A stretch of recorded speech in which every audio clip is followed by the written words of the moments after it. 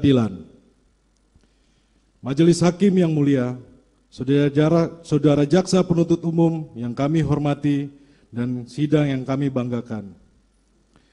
Sebelum pembelaan ini kami mulai, sebagai insan yang beriman, pertama-tama kami mengucapkan puji syukur kepada hadirat Tuhan Yang Maha Esa atas limpahan rahmat, taufik dan hidayahnya, sehingga pada hari ini kami tim penasihat hukum dapat membacakan dan menyampaikan pembelaan di dalam sidang yang terhormat ini. Tentunya harapan kami pembelaan ini dibacakan serta disampaikan kepada Yang Mulia Majelis Hakim untuk kiranya dapat menjadi pertimbangan sebelum Yang Mulia Majelis Hakim sampai pada putusan akhir. Apakah terdakwa ini sungguh-sungguh melakukan perbuatan sebagaimana yang telah didakwakan oleh jaksa penuntut umum, atau apakah terdakwa benar-benar terbukti secara sah dan meyakinkan perbuat dan bersalah secara hukum sebagaimana dituntut oleh jaksa penuntut umum dalam tuntutannya. Setelah mendengar, membaca, dan mempelajari dengan seksama tuntutan terhadap diri terdakwa yang dibacakan jaksa penuntut umum pada persidangan hari Rabu tanggal 18 Januari 2023 di Pengadilan Negeri Jakarta Selatan, maka perkenankanlah kami dari tim penasihat hukum menyampaikan pembelaan atas diri terdakwa Richard Eliezer Pudiang Lumiu. Kami mengucapkan terima kasih yang sebesar-besarnya kepada Yang Mulia Majelis Hakim yang telah memimpin persidangan ini dengan penuh kesabaran, kearifan, dan bijaksana, sehingga persidangan berjalan imparsial, fair, dan objektif. Kami juga mengucapkan terima kasih kepada jaksa penuntut umum atas segala jeripayanya yang telah melaksanakan tugasnya dengan baik sejak awal hingga dibacakannya tuntutan pidana di muka persidangan ini. Jika sekiranya dalam pemeriksaan persidangan ini terdakwa memberikan keterangan yang menurut penilaian majelis hakim maupun jaksa penuntut umum kurang berkenan, terdakwa memohon maaf yang sebesar-besarnya.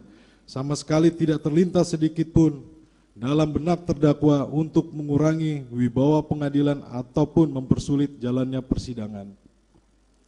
Majelis Hakim yang mulia, pembelaan ini dilandasi oleh sebuah harapan agar Yang Mulia Majelis Hakim yang memeriksa dan memutus perkara ini dengan bijaksana dan penuh kearifan, serta senantiasa berkiblat pada rasa keadilan, hati nurani, kemanusiaan, dan tanggung jawab kepada Tuhan Yang Maha Esa.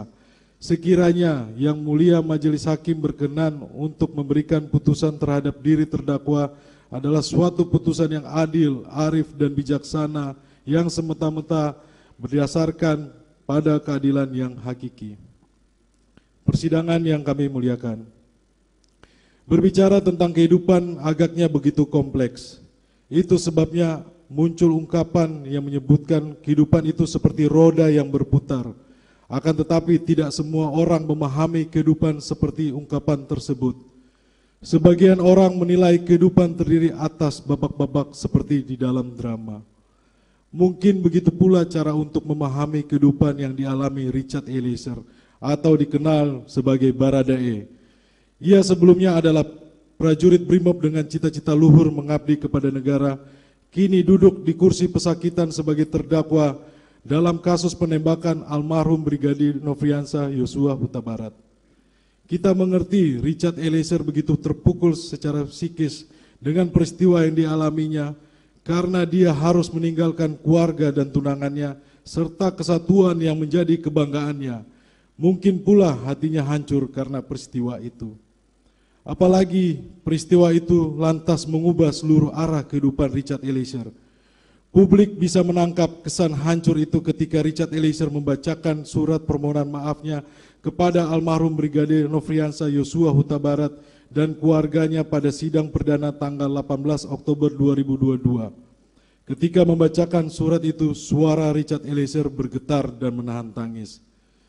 Bayangkanlah, seandainya Richard Eliezer tetap mengikuti skenario kasus awal Jenderal Verdi Sambo, Richard Eliezer bisa memilih jalan untuk menyelamatkan diri sendiri, cari aman, menuju karir gemilang.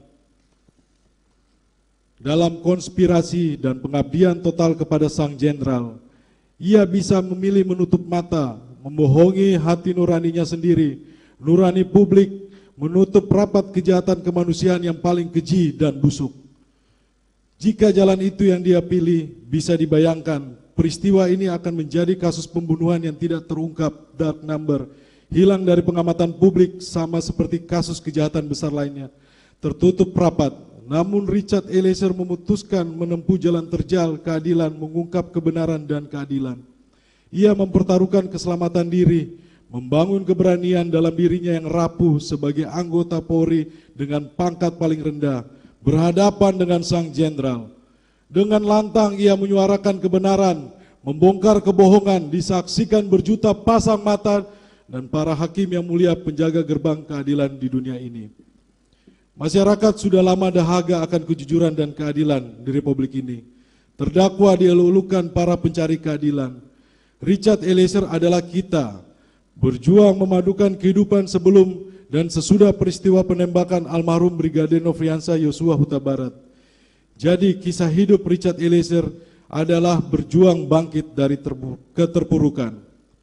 Ia adalah anak muda jujur yang tidak berada di dalam ruang kosong. Ia masih punya masa depan yang berpengharapan dan masih panjang. Tetapi hidupnya seperti dipaksa berhenti karena tangannya dipakai oleh atasannya untuk melampiaskan nafsu angkara murka. Ia dikorbankan. Richard Eliezer ibarat lilin kecil yang tidak ada harganya tetapi menerangi. Maka memperjuangkan keadilan bagi Richard Eliezer adalah memperjuangkan keadilan seorang pemuda dari kalangan masyarakat kecil, wong cilik, dan keluarga sederhana.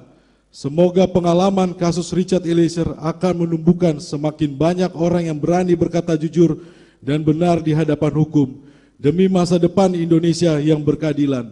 Richard Eliezer adalah kita, anak muda pencari keadilan.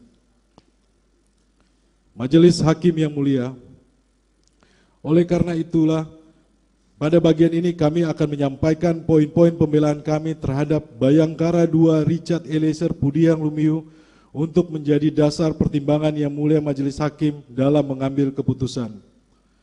Bab 2, analisa fakta persidangan dianggap dibacakan. A. Terima kasih sudah nonton, jangan lupa like, subscribe, dan share ya.